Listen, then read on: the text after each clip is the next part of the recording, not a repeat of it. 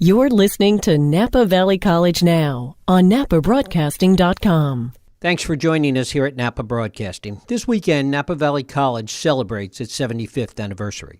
It's hard to imagine what a different kind of place it was all those years ago. Even after this current campus was built, the facility has changed in so many ways.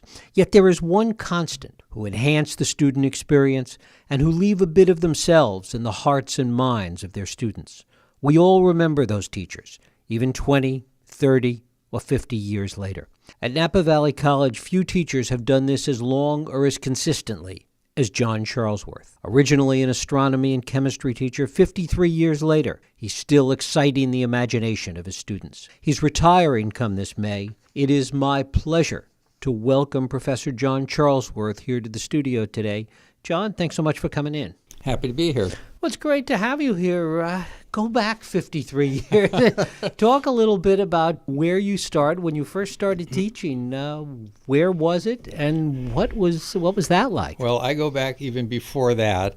I was born and raised in Napa, went through Napa schools, and in the 11th grade at Napa High School, at that time, Napa Junior College we just called it grades 13 and 14, and it was completely integrated with the high school. So in my 11th grade classes, sometimes I walked across the lawn, this is at the current Napa High School campus, to the junior college campus and took some classes there, their high school classes, then walked back to the regular high school building. And then the summer of 1957, they separated the college from the high school completely, separate faculty, separate everything. So when I was a senior in high school, I had all my classes at the high school building, and I was a high school student.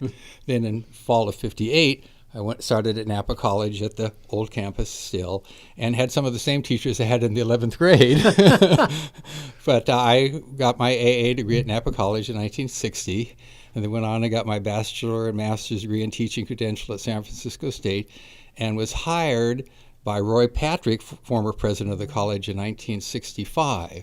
And that was the year that this new campus opened. So now it's an old campus, but I still think it's our new campus compared to what we had before. And it was quite a change, and it's grown tremendously since in those days. Of course, 50 years, things change. Things change. Talk about what the campus was like back in that original time in 1965. Well, I remember before it was even opened, being a native Napan, that this is part of the state hospital garden, or orchard mostly out here, and there were a lot of fruit trees. I tell you one story. One of the early years, I was, of course, out here working on weekends, as one does when one starts at a job, and the cherries were in bloom, and I went out and was picking some of the cherries and eating them, and a young man came up with an FFA jacket, Future Farmers of America, and kind of wondered what I was doing stealing his cherries. And I had come out like at 7 in the morning, and he'd come out at 8 o'clock in the morning and set up a sign to cherries for sale, and I was eating all the cherries. But the trees are almost all gone now, and every time that we'd expand and build a new building or a new parking lot, we'd have to take out more trees, and the faculty get all upset and be moaning and complaining, and that's just part of growth. But I always think of it as still the old farm, and maybe I have roots there because my grandfather actually came to Napa to be a doctor at the state hospital, and he was the superintendent of the state hospital. He died when I was 4 years old, but my older sisters can tell me how they used to walk out to the state hospital from downtown Napa and visit the grandparents. Talk a little bit about the faculty back in those days. Well, I have this different view because a lot of the people that I taught with when I started here in 65 had been my teachers, or at least on the staff, when I was a student here. And Larry Carter was a favorite chemistry teacher of mine when I was a student, and it turned out I was his office mate when we started here in 1965, and I couldn't quite bring myself to call him Larry. I was hoping he would say to me, "Call me Larry," but he didn't say anything. So for a while I called him Mr. Carter, and then I called him Carter, and finally I called him Larry, and he finally said, "I've been waiting for you to do that." Just tortured me a little bit. But we were close-knit because we were much smaller then. We didn't have any noon classes. Most of us met in the faculty lounge, and we played cards and games and talked and worked crossword puzzles or something.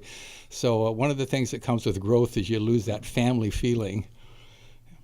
And you were originally teaching chemistry and astronomy? Yes, and I also taught a physical science course, which is elementary physics, and a little bit of geology and some physical geography. So I'm a physical science major, so a little of everything.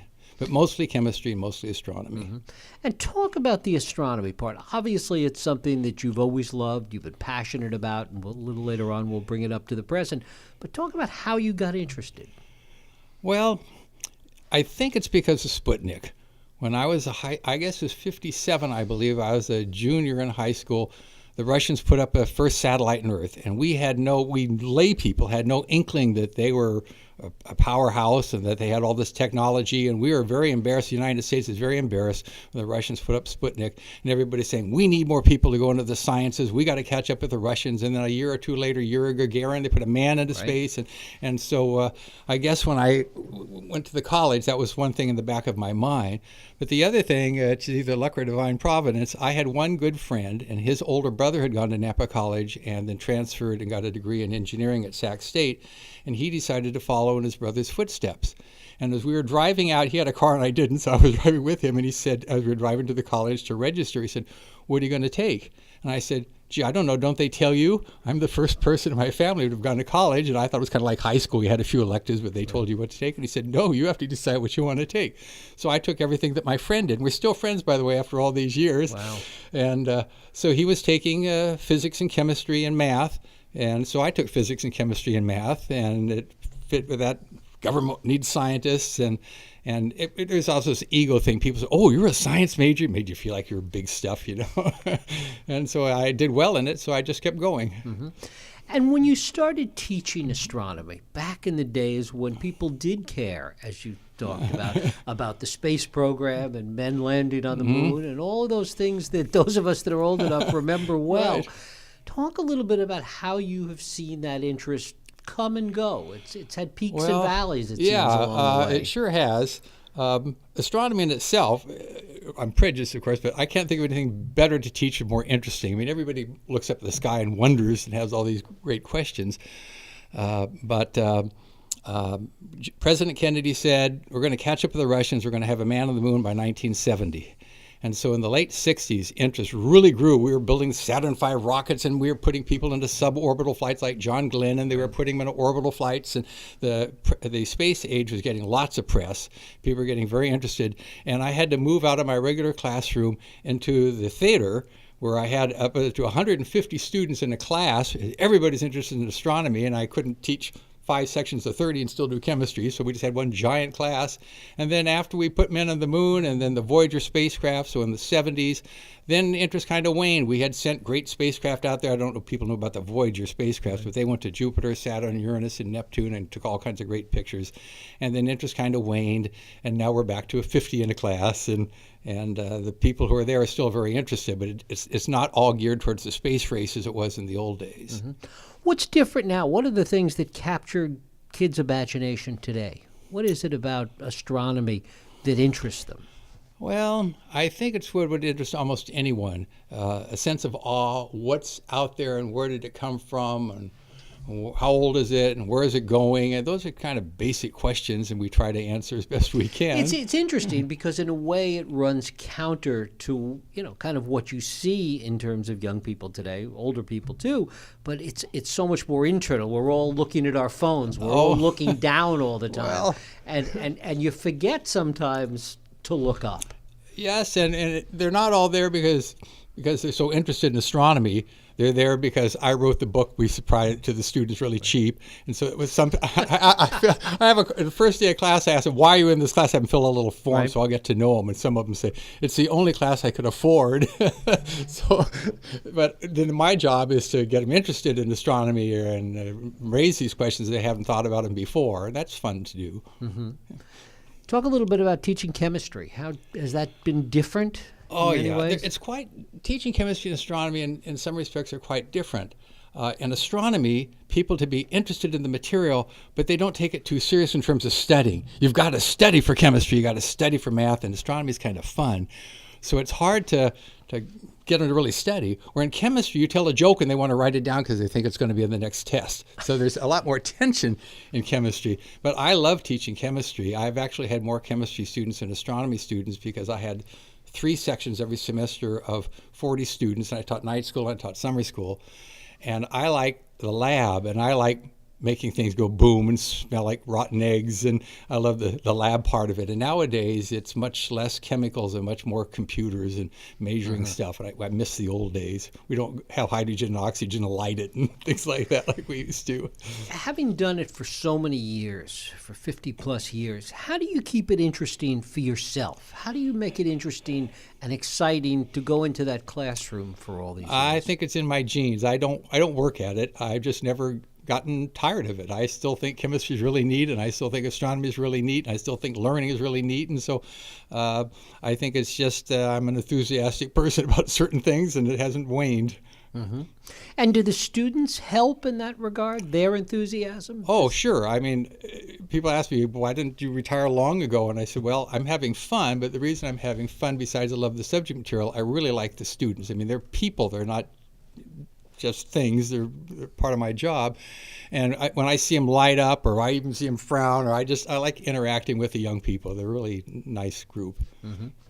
And you and I were talking before we went on the air. You've also been in Napa for your family has been here for generations. Yeah. So I really see Napa change. I was born here in 1940. My mother's born here in 1911. My dad's family came here in the 20s, and my wife was born in Napa. We met walking to Napa College. In those days, we walked, And so, I've really seen a lot of changes in Napa. In fact, I hardly recognize it. In the last, 10 or 15 years, we call it Yuppieville now. I can't afford to go to the restaurants, but it's really changed. But I still love the valley. I love hiking. I love the hills.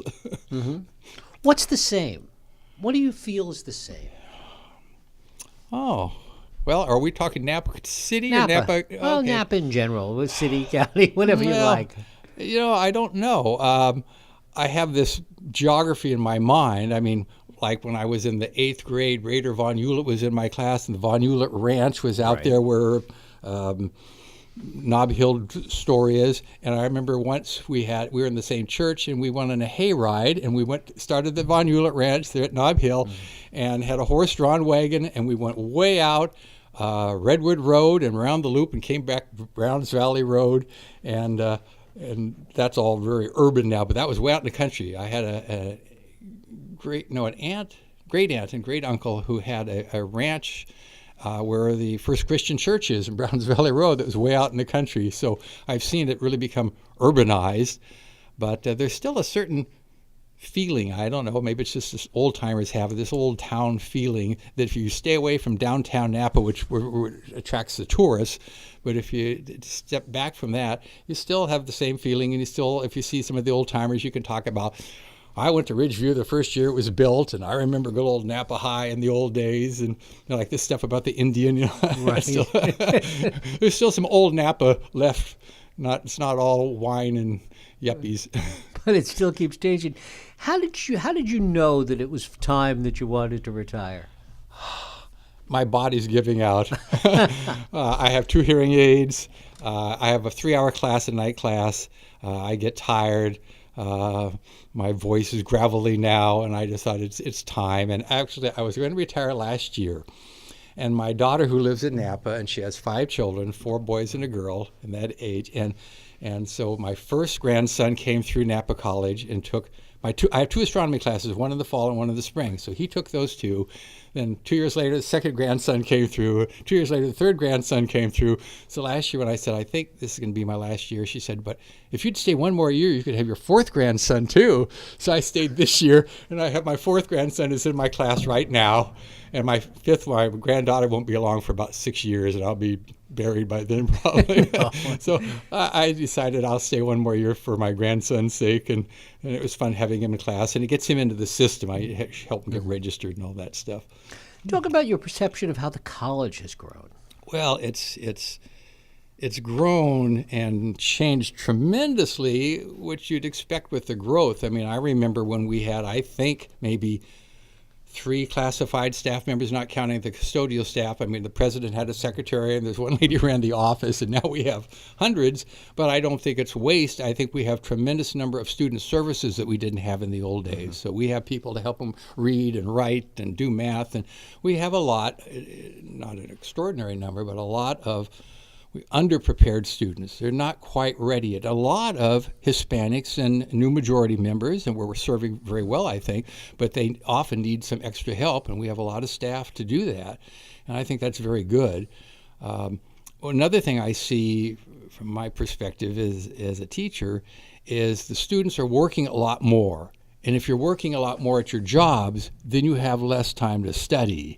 And that's a real problem. I'm always lecturing them about procrastinating and not getting behind.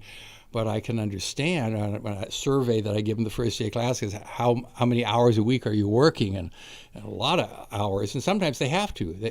For one thing, we're out in the country, to me, and they have to have cars. We used to walk to school in my day, or the buses would take us. So they have to pay for a car and the insurance and all of that. And they're often helping out at home.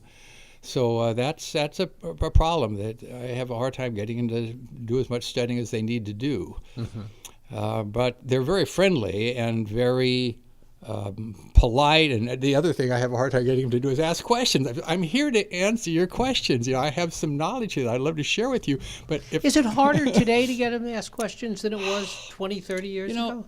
I have a hard time remembering the last 20, but I think so. I think maybe I'm stereotyping, but I think the Hispanic students are more in awe of people in authority. Mm-hmm. So I'm the professor, and you don't want to, they feel hesitant to ask the professor. But even when I was a student, I felt nervous going into the professor's office. It was like the inner sanctum or something.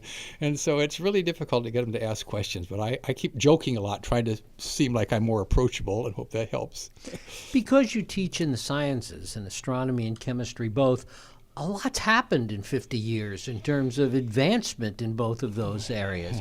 Talk a little bit about keeping up with that at the same time. That's a hard part of the job. It's harder in astronomy than it was in chemistry because I only taught the beginning chemistry courses, and not a lot changes in protons and neutrons and electrons. So it wasn't too hard keeping up in chemistry. But astronomy's just changed fantastically. And one of the things that I don't know if it bores my students, but I'm frequently saying, I remember when we used to believe this, or I remember when that happened, and that was 45 years ago or 50 years ago, and said, we don't believe that anymore, and that's all changed. And so it makes me less dogmatic. So I'll say, this is what we think today, and it may be true, but somebody else may come up with something tomorrow because it's all tentative.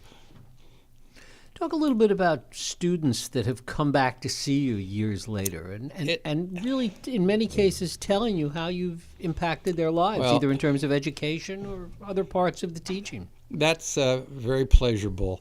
I counted up within a few hundred how many students I've had, and it's been 17,000. I was even surprised at that, but it actually works out to be correct. And that's a lot of students. And I frequently go out without one of them approaching me and say, Mr. Charlesworth, I was in your class way back. And of course, I don't remember them, or mostly, but I always say, oh, yes, you were my best student. And then they'll say, obviously, you don't remember me. Or one time recently, one said, yes, I was. But it's great fun to see that I've affected them, and they're happy they took my class, and maybe I've turned something on. Just yesterday, I got a letter addressed to me at the college from a student who said, you've had 3 generations of my family who wanted to wish you a happy retirement, and you've had a great influence on our life, and that's very fulfilling. And what do you want to do in retirement? I don't know how life can be so busy. I garden a lot, and I play with my grandkids a lot, and I read a lot, and I ride my bike, and they're just I never have any free time. I have a hammock that I've had for 10 years, and I probably spent 2 hours in it. But I'm kind of a hyper fellow, so maybe the hammock's not for me. You think you'll miss the students? Oh, yes. I'm sure I will. But as I say, I keep running into them every time I go to the store. So I'll miss teaching. But I think the time has come. John Charlesworth, I thank you so much for coming in and sharing some of this with us. It's been my pleasure. Thank you. NAPAbroadcasting.com, the online radio home of Napa Valley College.